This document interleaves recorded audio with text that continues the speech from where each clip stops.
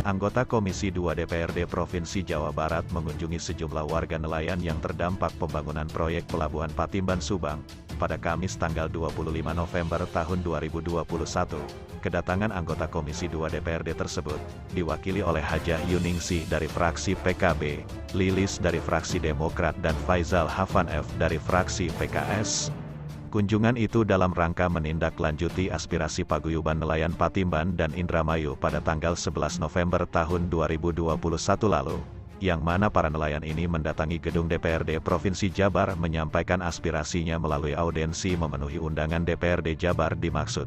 Para nelayan menanyakan terkait analisis mengenai dampak lingkungan, AMDAL, di mana pemerintahan Provinsi Jabar merekomendasikan pada AMDAL ini, bahwa Laut Patimban bukan area tangkap ikan, sehingga terjadilah pembangunan pelabuhan tanpa memikirkan dampak ekonomi dan mata pencaharian para nelayan setempat. Dalam kunjungannya itu Komisi 2 didampingi Sekretaris Dinas Kelautan dan Perikanan, Diskanla, Provinsi Jabar Endang Haris, dan Kepala UPTD Kelautan Provinsi Jabar Sudarto, langsung meninjau ke lokasi di mana para nelayan itu mencari ikan yang kini dijadikan pelabuhan, dengan menggunakan perahu tradisional milik nelayan. Penambahannya gara-gara nggak boleh lewat sana. Oke.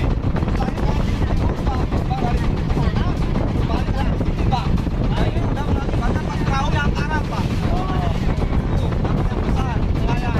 Memfollow api aspirasi saudara-saudara yang dari Patimban dan Indramayu kan saat menyampaikan ke sana bahwa kendalanya kan terkesan bahwa ini tidak pelabuhan Patimban ini tidak berdampak atau tidak melalui area penangkapan. Ternyata ini kami datang di sini kan melihat langsung. Ini kan sebagai bahan nanti untuk bisa di follow up menyampaikan ke yang punya proyek gitu kan. Ya. Mudah-mudahan kalau itu legalitasnya belum pasti bukan undang-undang kan bisa nanti dikaji ulang supaya keinginan teman-teman nelayan ini kan nanti bisa dipenuhi. Kalaupun mungkin tidak maksimal sesuai pengajuan atau harapan. Bang, ini ada tambahan Pak. Ya.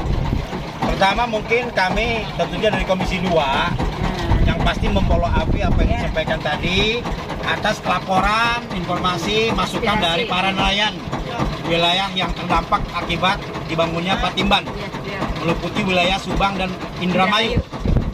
Pertama, mengenai kompensasi yang tentunya belum mendapatkan informasi yang ibarat orang utuh lah tentang masalah siapa yang mendapatkan, bagaimana caranya, arealnya mana saja, jumlahnya berapa, itu belum sampai ke teknis sana. Namun perjuangan ataupun informasi yang dapat teman-teman memang belum ada kejelasan dari sisi informasi itu. Yang tahunya adalah sekarang kesulitannya. Pertama, kenapa disebut kesulitan?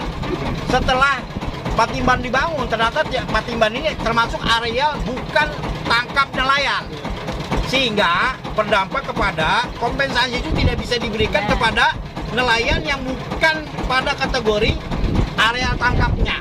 Itu yang jadi kendala kan? Berarti ada aturan yang mengatur, yang isinya itu menjelaskan tentang status dari Patimban, gitu kan? Nah, status Patimban ini memang ada beberapa perubahan yang tadi disampaikan oleh Kepala Dinas juga, Sekdis itu.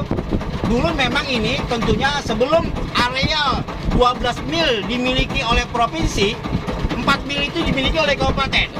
Ya kan? Nah, setelah perubahan 2015, keterlambatan provinsi membuat RT/RW bentuk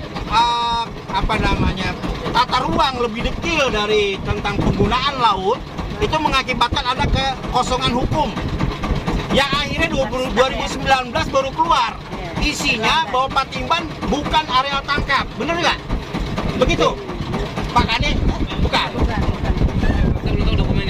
Oke, ini maksudnya miss-nya di situ, sehingga yang kita perlu klarifikasi nanti tentang status Patimban dengan area tangkapnya. Mudah-mudahan karena ini rekomendasi, jadi maksud saya ini yang kita bisa perjuangkan. Nah, kalau saja nanti menyangkut masalah aturan yang tadi disampaikan, mudah-mudahan hasil kita meninjau ini, dampaknya, kemudian apa yang terjadi, kita bisa laporkan secara utuh. Mudah-mudahan ada kebijakan yang bisa dibuat secara komprehensif sesuai dengan yang kita inginkan. Itu mungkin kurang lebih. Setelah beberapa jam menelusuri area tangkap ikan, selanjutnya rombongan dari Komisi 2 DPRD Provinsi Jabar ini menemui para bakul atau tengkulak yang biasa para nelayan menjual hasil tangkapannya.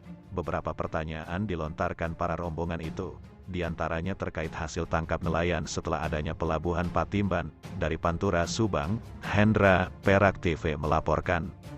Maksudnya adanya dampak pelabuhan ini kan pasti juga mengurangi gitu. Ya pasti Bu. Ya, emang juga terganggu Biasanya umpamanya kalau rajungan yang berangkat 2 hari ya, kalau rajungan ya biasanya naruh alat itu kan baru diambil. Iya.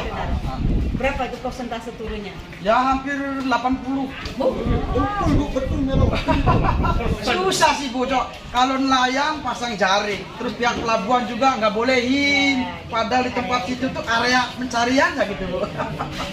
Iya di situ tuh. Itu buat kecil-kecil ya sekarang ya. Iya. Alatnya apa? Alat tangkapnya apa? Ya ada buku, ada jaring gitu Bu. Itu aja. Ini banyak. Benar-benar agar pemerintah itu memperdulikan nasib nelayan yang Hidup nelayan. Ya kadang-kadang juga kasihan juga sih Pak. Nah, kan dapatnya kan sedikit. Jadi kan kadang-kadang buat beli solar, buat beli makan juga susah sih Pak kadang-kadang.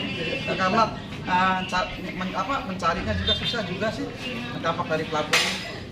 jadi harapan kami itu dari nelayan karena posisinya karena ada pembangunan pelabuhan kayak gini khusus nelayan nih, ya otomatis kemungkinan besar perahu-perahu yang kayak kita pakai ini akan jauh.